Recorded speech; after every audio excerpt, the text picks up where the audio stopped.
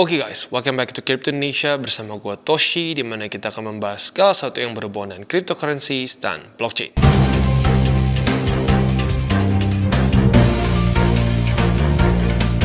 Oke, jadi pada hari ini guys, kita akan kembali ke Crypto Reviews. Dan pada hari ini kita akan mereview mengenai suatu cryptocurrency project yang cukup unik ya, di mana kita tahu layer 2 itu biasanya kita ngomongin soal Ethereum ya, seperti Matic, Optimism, Arbitrum, dan seterusnya ya. Nah, tetapi kali ini kita akan membahas atau mereview mengenai stake layer. Nah, stake layer ini adalah layer 2 untuk Bitcoin, yang dimana fokusnya adalah untuk restaking ya. Seperti yang kita tahu juga, di Bitcoin salah satu hambatan untuk kita mendapatkan yield adalah ya kita cuma bisa rata-rata mining ya. Mining paling ada beberapa products yang bisa ngasih yield dari Bitcoin yang kita taruh di exchangers. Tetapi jauh lebih limited dibandingkan dengan Ethereum ya, di mana kita bisa mendapatkan berbagai macam cara untuk bisa mendapatkan yield dari layer 2 di Ethereum ya. Terutama lewat DeFi. Nah, stake layer ini seperti membuat Bitcoin ini bisa seperti Ethereum ya, kita bisa mendapatkan yield dari Bitcoin kita dengan layer 2 mereka yang disebut dengan stake layer ya. Nah, tapi sebelum kita masuk ke reviewnya, gue seperti biasa akan disclaimer dulu bahwa semua konten dari TCI bukanlah financial advice.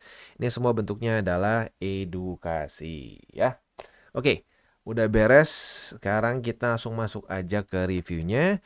Jadi untuk si stake layer ini, misi mereka adalah untuk mendemokratisasi Bitcoin earnings, di mana yang tadinya bisa dibilang didominasi ya, nggak dimonopoli sih, tapi didominasi oleh miners.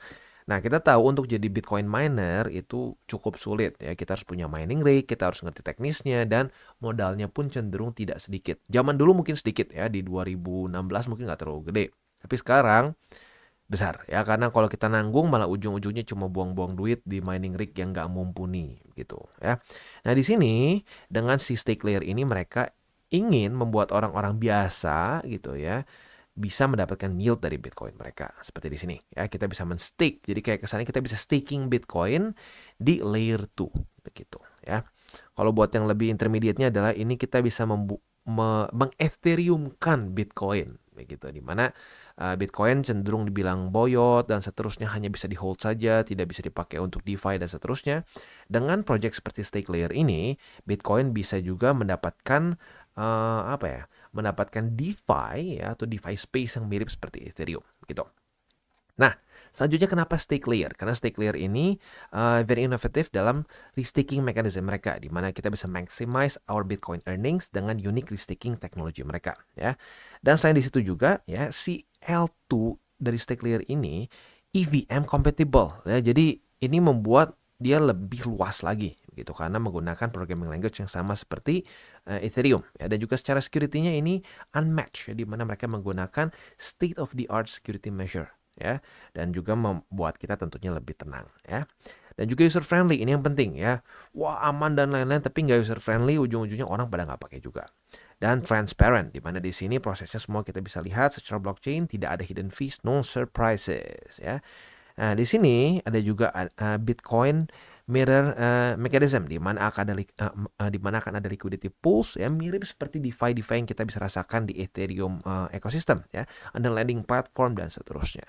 Jadi kasarnya buat para para pengkritik Bitcoin di cycle sebelumnya, dengan project seperti stake layer ini mereka seperti dibungkam, karena dengan adanya stake layer kita bisa mendapatkan juga apa yang kita dapatkan di Ethereum network, tetapi di Bitcoin. Seperti yang kita tahu, Bitcoin itu nggak pernah kena masalah di networknya. Ethereum walaupun sampai sekarang bagus ya, tetapi pernah terjadi permasalahan saat mereka itu di awal-awal launch, di mana mereka membuat DAO gagal karena 51% attack, dan mereka sampai membuat hard fork ya.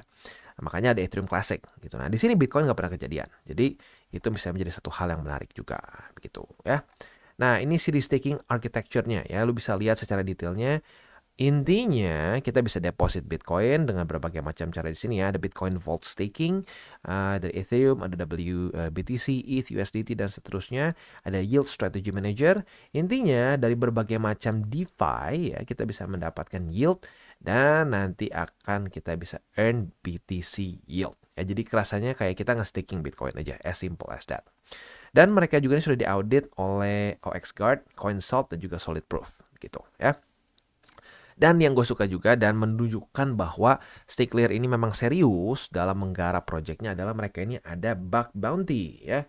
Dimana bagi lu yang mungkin ya salah satu yang mungkin jago coding dan seterusnya ya, mereka lu bisa melihat ya kode-kode mereka kalau sampai ada error ya, mereka akan mereward lu untuk informasinya begitu. Jadi ya ini benar-benar menunjukkan bahwa memang mereka ini ingin membuat satu project yang benar-benar bagus ya, benar-benar bagus dan punya utility gitu ya. Selanjutnya kita akan lihat untuk si L2-nya ini sendiri ya, dimana kita tahu BlackRock ini ya menjadi bensin utama dari demand Bitcoin sekarang. Seperti yang kita tahu Bitcoin ini sekarang sudah mulai masuk ke dalam radar institusi. Ya. Nah, jadi si Stay Clear ini memperkenalkan satu eigenlayer untuk Bitcoin ya, di mana ini adalah new Bitcoin Bitcoin Layer 2 begitu, di mana dia mengintroduce restaking untuk Bitcoin holders ya. Nah, di sini seperti yang gue bilang tadi ya, intinya ini kita membuat apa yang tadinya para pencinta Ethereum ya dalam tanda kutip mengejek para holders Bitcoin ya, cuma sekedar kripto yang dipegang saja nggak bisa diapa-apain lagi. Nah, sekarang dengan project seperti Stake Layer kita bisa berpartisipasi seperti ya project proof of stake begitu ya. Jadi this is very cool. Dan yang gue sukanya apa, ini dilakukan semua di layer 2. Nah, kalau buat lo yang ngikutin dunia kripto, tentunya perdebatan layer 1 itu harusnya seperti apa, itu masih cukup heated sampai sekarang ya. Ada yang bilang Ethereum tuh salah, layer satunya harusnya jangan bikin proof of stake. Ada yang bilang harusnya tetap proof of work dan seterusnya. Nah, di sini dengan dibawa ke layer 2, Bitcoin tetap masih bisa proof of work dan yang terbukti memang selama ini juga sukses, nggak pernah ada permasalahan.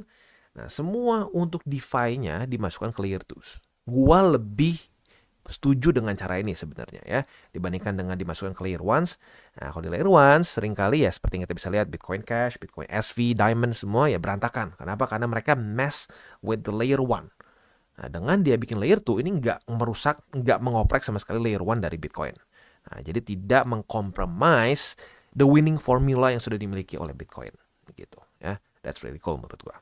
Nah, sekarang yang keren dari si Stay Clear ini adalah mereka ini masih dalam tahap apa? Pre-sale. Nah, ya. Jadi kita bisa mendapatkan harga yang masih sangat rendah begitu. Nah, hari ini gua akan gua kasih tahu gimana caranya. Lu tinggal konekkan saja wallet tuh di sini ya. Tadi gua udah konekin. Ya, koneknya gampang banget, tinggal dikonekkan saja seperti biasa, masukin password tuh dan seterusnya. Udah gitu mau beli berapa? Kalau gue pribadi beli di BSC, lu bisa beli di berbagai macam yang lain juga ya. Bisa bahkan ada Base di sini ya. Mau pakai Base juga bisa. Enaknya Base itu lu pakai Ethereum juga. Jadi lu nggak perlu ada token mereka sendiri. Jadi lu bisa pakai Ethereum tetapi dengan gas fee yang jauh lebih murah. Tapi gue pribadi masih belum pernah coba. Jadi gue mendingan yang gue paling biasa aja itu pakai BSC ya. Oke, gue akan beli dengan USDT. Gue ada sekitar 100, nyaris 150 lah ya. Di sini gue tinggal klik max aja, tapi terserah lo. Di sini tuh minimum 70 ya, minimum tuh 70 USD ya. 70 USD worth of stake layer ya. Nah, lo tinggal klik aja max ya. Tergantung lo mau berapa. Kalau gue di sekitar 150-an, approve.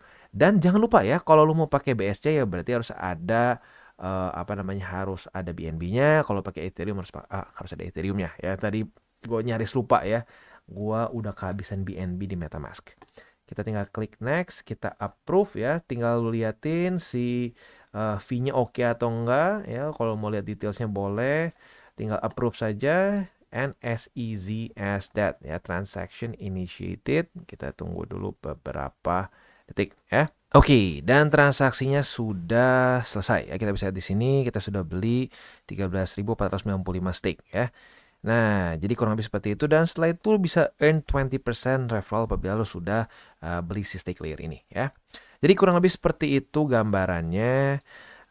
Kalau kita lihat di sini ya, si Stake Layer ini secara roadmap juga cukup menarik ya, di mana mereka memang sepertinya tujuannya itu ingin benar-benar fokus ke fundamental dari project itu sendiri, di mana di kuartal 2 pre-launch ini mereka akan ada establish dengan project online presence mereka, akan juga launch pre-sale mereka di kuartal 2 ya. Dan juga di alpha release ini mereka akan mengeluarkan alpha version dari layer 2 mereka, dan juga initiation untuk marketing strategi mereka dan seterusnya. Nah, mainnetnya ini baru akan launch di kuartal 4 2024 ya. Jadi bisa dibilang secara fundamental projectnya jelas mau dibawa kemana begitu. Jadi gini loh kasarnya ya, ini bukan satu presale yang fokusnya gue mau listing di ABC, tapi fokusnya mereka adalah di fundamental projectnya supaya orang-orang bisa benar-benar menggunakan si stake layer ini. Which is good. Makanya kenapa kalau gue ini cenderung suka dan melihat ini sebagai mungkin ya, lagi-lagi mungkin bisa at least menjadi suatu medium term investment begitu, karena dia benar-benar fokusnya itu di fundamental ya. Dan kalau kita lihat di sini tuh ya, lo bisa earn dengan stake layer gitu, lo bisa restake your crypto dan juga literally bisa start earning dari si stake layer ini sendiri. Dan yang gue suka juga dia ini memang menyelesaikan permasalahan atau kritik yang sering kali dibahas oleh para pencipta ini DeFi ya, para pecinta DeFi yang menyatakan bahwa Bitcoin ini nggak guna kalau buat mereka. Karena kenapa?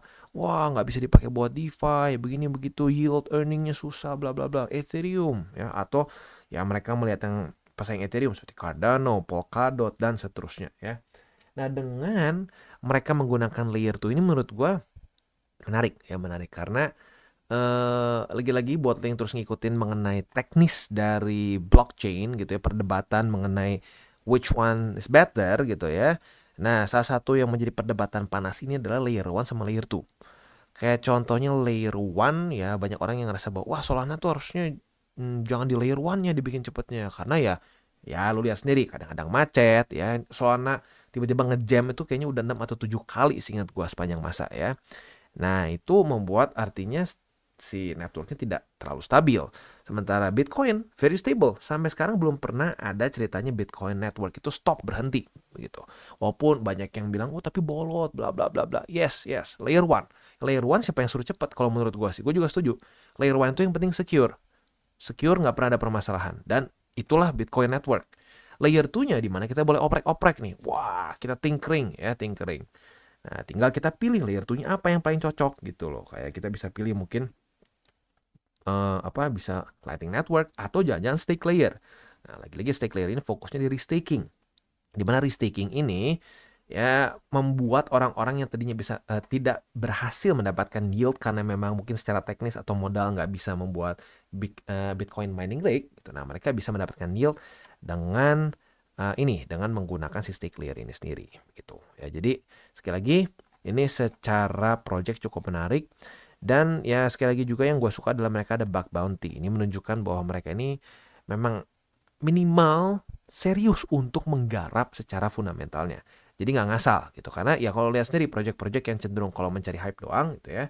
Yang which is itu nggak salah sih kalau mencari hype doang. Yang penting yang nge-pump terus beres itu juga nggak masalah. Gue juga udah banyak profit dari project seperti itu gitu. Jadi ya tapi ya kita melihatnya sebagai suatu project short term. Nah, kalau mereka ada project yang ya ada bug bounty dan seterusnya, ini menunjukkan komitmen mereka untuk lebih jangka panjang, lebih ke utility base gitu ya. Jadi lagi-lagi kalau gue pribadi akan terus memperhatikan si stake layer ini, tapi please ingat ini adalah pre-sale. Jangan sampai gara-gara lu ngedengar gue, wah ini fundamental lumayan bagus nih, oke, gue masukin 90% spot gue. Aduh, no. That's not wise ya. Lu tetap harus menghitung resikonya sendiri ya. Nah, ini kan minimum itu di $70 nih ya. Kalau kita lihat minimum purchase itu $70. Kalau lu pas tuh maksudnya apa?